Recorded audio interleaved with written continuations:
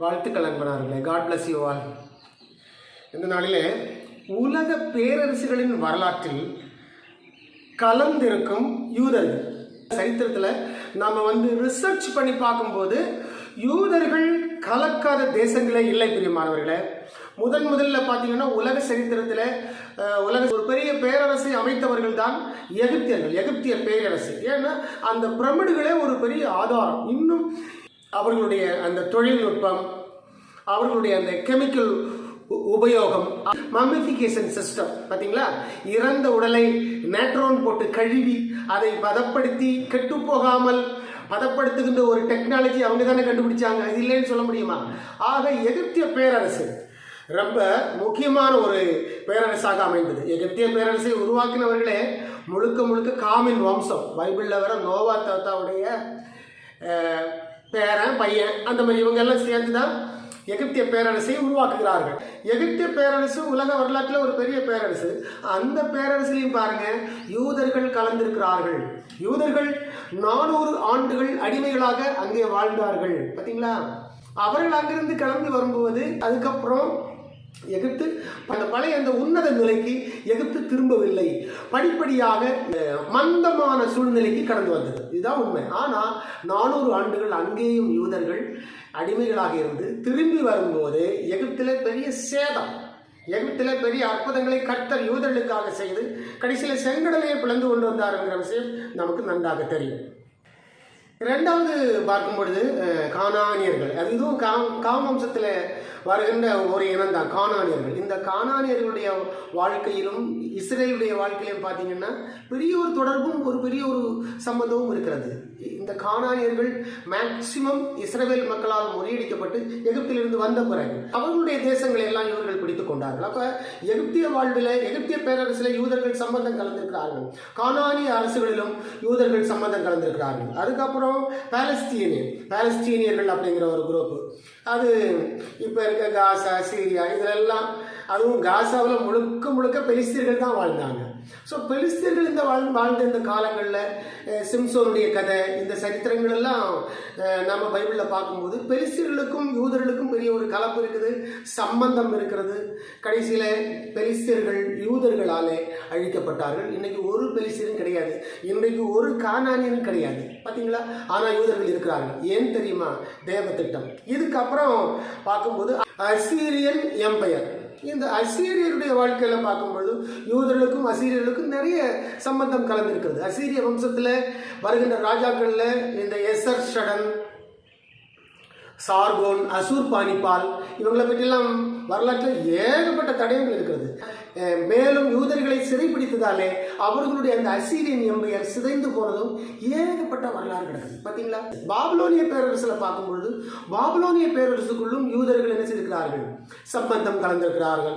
பாபிலோனிய பேரரசன் நேபுகாட்நேச்சர் யூதர்களை பிடித்து கொண்டு போறதும், ஜெருசலேமில் வந்து யூதர்களுடைய தேவாலயத்தை இடித்து போடுவதும், நிறைய யூத மக்களை லட்சக்கணக்கில் ஆயிரக்கணக்கில் சங்கிலி போட்டு பிடித்து கொண்டு போறதுமான சம்பவங்கள் ஏகப்பட்டது இருக்குது. கடைசியில் யூதர்களை பாபிலோனியர்கள் பிடித்து கொண்டு போனபடினாலே கிட்டத்தட்ட அடுத்த 70 வருஷத்துல பாபிலோனிய பேரரசு உடஞ்சி சுக்கு நீரம் ஒன்றும் இல்லாமல் போச்சு.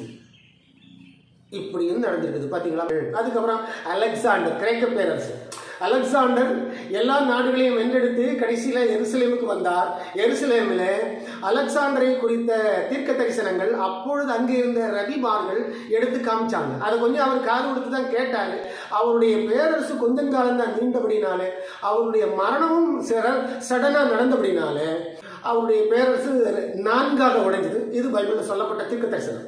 பைபிளில் சொல்ல தீர்க்க தரிசன பிரகாரமாகவே அலெக்சாண்டருடைய பேரரசு 4ஆக உடைந்தது. ஆனால் அலெக்சாண்டர் எருசலேமை சுற்றி திரிந்தார், தீர்க்க தரிசனங்களை நன்கு கேட்டு அறிந்தார், ஆனால் நம்பவில்லை.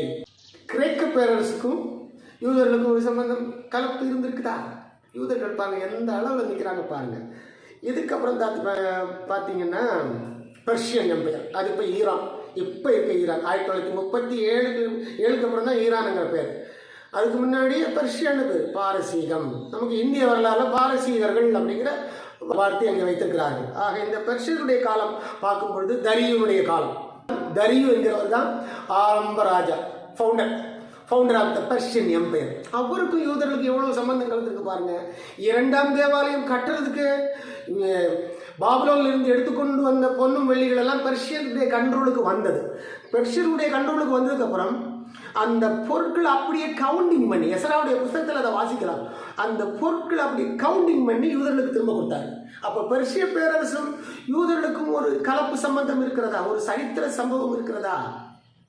பெர்ஷியாவுடைய பேரரசில் இந்த மன்னர் ஆகஸ்ட் மன்னர்கள் எல்லாம் யூதர்கள் வாழ்ந்த காலத்தில் வாழ்ந்தவர்கள் தான். சரியான சரித்திரம் உள்ள கிடக்குது. அது ஒவ்வொன்றும் சொன்னோன்னு அதில் பெரிய சரித்திரங்களாக மாறி வருகிறது. அதுக்கப்புறம் ரோமர்கள் பாருங்க, ரோமர்களுடைய பேரரசுக்குள்ளாடி யூதர்கள் சம்பந்தம் கலந்திருக்கிறார்கள் பார்த்தீங்களா? ரோமருடைய காலத்தில் தான் இயேசு கிறிஸ்துவும் பிறந்தார். சிலுவையில் அறையப்பட்டதும் ரோமர்களால் தான், ரோமருடைய காலம்தான். அது ஒரு பெரிய சரித்திரம். கடைசியில் ரோமர்களால் தான் இரண்டாம் தேவாலயமும் இடித்து போடப்பட்டது. அப்போ யூதர்கள் எவ்வளவு தொலைவிலிருந்து வராங்க பாருங்க. எத்தனை பேரரசுகளிலே அவர்கள் சம்பந்தம் கலந்திருக்கிறார்கள் பாருங்க. ரோம பேரரசுக்கு தான் இயேசு கிறிஸ்து பிறந்து பாவ மன்னிப்பு என்கிற ஒரு ரட்சிப்பை உருவாக்கி கடைசியில் யூதர்களுடைய இரண்டாம் தேவாலயம் இடித்து போட வைத்தார். ரோமர்களுக்கும் யூதர்களுக்கும் வரலாற்றில் 2 பெரிய யுத்தங்கள் நடந்திருக்கிறது. ஒன்று தீத்துராயன் காலத்தில், இன்னொன்று ஹாட்ரியன் காலத்தில். இந்த 2 பேருடைய காலத்தில் நடந்த யுத்தம் மகா பெரிய யுத்தம். சரியான சரித்திரத்தில் யூதர்களுடைய வாழ்வு முறை கலந்திருக்கிறது. அதுக்கப்புறம் ஆட்டோமன் எம்பையர் காலங்களெல்லாம் யூதர்கள் தங்களுடைய நாட்டை விலை கொடுத்து வாங்கணும்னு சொல்லலாம் யோசிச்சு போனாங்க. ஆனால் ஆட்டோமன் எம்பையர் என்ன பண்ணல, ஒத்துக்கவே இல்லை, கொடுக்கவே இல்லை. ஆனாலும் தேவனுடைய தேவ திட்டத்தின்படி அந்த யூத நாடு, இஸ்ரேல் தேசம் இலவசமாய் அவர்களுக்கு கை வந்து சேர்ந்தது. அதுக்கப்புறம் பிரிட்டன். இந்த பிரிட்டனை பற்றி ஒரு பெரிய சரித்திரம் இருக்கிறது. பிரிட்டன் எப்படி தெரியுமா? பிரிட்டன் வந்து ஜெயிப்பதற்கு ரொம்ப பாடுபட்டது. ஏனென்று சொன்னால் அசிட்டோன் அப்படிங்கிற அந்த ஸ்போடக மருந்து இல்லை. வீரங்கில் வைத்து அடிக்கின்ற அசிட்டோன் என்கிற அந்த ஸ்போடக மருந்து குறைவுபட்டது. அப்படி குறைவுபட்ட காலத்தில் சியோனிஸ்ட் லீடராக இருந்த ஜெயின் வைஸ்மேன் அப்படிங்கிற ஒரு அணு ஆராய்ச்சி விஞ்ஞானி, அவர் மான்செஸ்டர் யூனிவர்சிட்டியில் ப்ரொஃபஸராக இருந்தார். இவர் வந்து பவர்ஃபுல் எக்ஸ்ப்ளோசிவ் பவுடரை கண்டுபிடிச்சார். அசிட்டோன் அப்படிங்கிற அந்த பவுடர் இண்டஸ்ட்ரி, பிரிட்டிஷ் மோனிஷன் இண்டஸ்ட்ரி என்கிற இடத்துல வச்சு அதை கண்டுபிடித்து அதை செய்தும் கொடுத்தார் பிரிட்டன் கவர்மெண்ட்டுக்கு. பாருங்க, ஒரு யூதன் பிரிட்டன் கவர்மெண்ட் வெற்றி பெறும்படியாக அந்த ப்ராசஸிங், அந்த அசிட்டோன்ங்கிற அந்த எக்ஸ்ப்ளோசிவ் பவுடர் அதை வந்து செஞ்சு கொடுத்து பேர் வாங்கிட்டார். பேர் வாங்கினபடினால தான் யூதர்களுக்கு ஒரு நாடு வேண்டும் என்று சொல்லி, யூதர்களுக்கு தங்களுடைய நாடு வேண்டும் என்று சொல்லி பிரிட்டன் கிட்ட கேட்கும்போது அப்போது இருந்த தலைவர்கள் அதை ஓகே பண்ணி என்ன பண்ணாங்க, உள்ள கொடுத்தாங்க. ஆனால் அதுக்கப்புறம் அவங்க 2ஆம் உலக மகா யுத்த காலங்கள் எல்லாம் 1ஆம் உலக மகா யுத்தத்தில் இருந்த மாதிரி தீவிரமான பாசத்தை பிரிட்டன் கவர்மெண்ட் காட்டல. அப்படி செய்யாததுனால, அரையும் குறையுமா செஞ்சதுனால பிரிட்டன் கவர்மெண்ட் ஆண்டவர் உடைச்சு விட்டார். 200 ஆண்டுகள் கிரேட் பிரிட்டன் என்று சொல்லிக்கிட்டு இருந்த அந்த பிரிட்டன் கவர்மெண்ட் கடைசியில் துண்டு துண்டாக உடைஞ்சு ஒன்றும் இல்லாமல் சுருங்கி கிடக்குது. அது ஒரு சரியான வரலாறு. இப்போ பாருங்க, இப்போ பார்க்கும்போது யுனைடெட் ஸ்டேட்ல யூஎன் அசம்பிளியில் யாரை பற்றி பேசுகிறாங்க? யூதர்களை பற்றி தானே பேசுகிறாங்க. யூதர்களை பற்றி தானே தீர்மானங்கள் போடுறாங்க. யூதர்கள் மேலே ஏதாவது குறைன்னா எல்லா அரபு நாடுகளும் இப்போ யுனைடெட் நேஷனில் தானே வராங்க. அப்போ அந்த யுனைடெட் நேஷனுக்கு யூதர்களுக்கு ஒரு சம்பந்தம் இருக்கா? இப்பவும் பாருங்க, அமெரிக்காவுக்கும் யூதர்களுக்கு ஒரு பெரிய சம்பந்தம் இருக்குதா? வருகிற நாட்களில் அமெரிக்கா உதவி செய்கிற மாதிரி வந்து கூட யூதர்களுக்கு விரோதமான செயல்களையும் செய்வதற்கு வாய்ப்பு இருக்குது. ஏன்னா இப்போ ட்ரம்பும் பெஞ்சமின் நெத்தன்யாவும் ஒரு பெரிய அளவில் ரொம்ப மும்முரமாக இருக்கிறார்னு சொல்ல முடியாது. இப்போ இந்த உலக மக்களுடைய பார்வையில் பாருங்க, எல்லாருக்கும் தெரியுதா? யூதர்களை இப்போ எல்லா நாடுகளும் உணர்கிறதா, பார்க்கிறதா, அறிகிறதா? எருசலேம் பற்றிய விஷயங்களை பேசுகிறார்களா? பேசுகிறார்கள். ஐநா சபை வரைக்கும் போச்சுது எருசலேம் பற்றிய விஷயம். ஐநா சபை வரைக்கும் போச்சுது யூதர்களை பற்றிய விஷயம். இனி இன்னொரு கவர்மெண்ட் இருக்குது, யூரோப்பியன் யூனியன் என்று சொல்லி, அதுலேயும் போகும். அதுலேயும் இந்த யூதர்கள் தான் சம்பந்தம் கலந்திருப்பார்கள். அங்கிருந்து தான் 3ஆம் தேவாலயத்தையும் அவர்கள் கட்டுவார்கள். இப்படி யூத சரித்திரம் ஆரம்பத்திலிருந்து பார்த்தீங்கன்னா எத்தனை ஆண்டு காலம், எகிப்திலிருந்து இன்றைக்கு வரைக்கும் நம்முடைய காலம் வரையிலும் யூத சரித்திரம் பல பேரரசுகளில் அது கலந்துதான் இருக்கிறது. இனி கடைசியா யூரோப்பியன் யூனியன்லையும் அது வந்து கலக்கும்.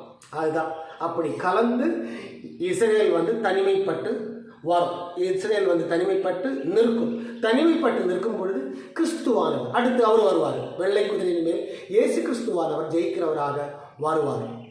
ஸோ யூத சரித்திரம் விசித்திரமானது. அது தேவனுடைய பார்வையில் ஜெயம் கொண்ட ஒரு அத்தியாயம், ஜெயம் கொண்டதும் கொள்ளுகிறதுமான ஒரு அத்தியாயம். அது யுக மாற்றங்கள் கொண்ட ஒரு அத்தியாயம் தான் யூத வாழ்வு. காரணம், தேவனாகிய கர்த்தர் அவர்களோடு கூட தம்முடைய தீர்க்க தரிசனங்களை மையப்படுத்தி நிலை நின்று கொண்டிருக்கிறார். இதுதான் உண்மை. அதனால யூத தேசம் ஒழியாது, மாறாது. இஸ்ரேல் பூத்து காய்த்து உலகத்தை பலனால் நிரப்பும் நாட்கள் வரும். உலகத்தையே பலனால் நிரப்புகின்ற நாட்கள் தான் இனி வரும் காலம். நன்றிகள் பிரியமானவர்களே. God bless you all.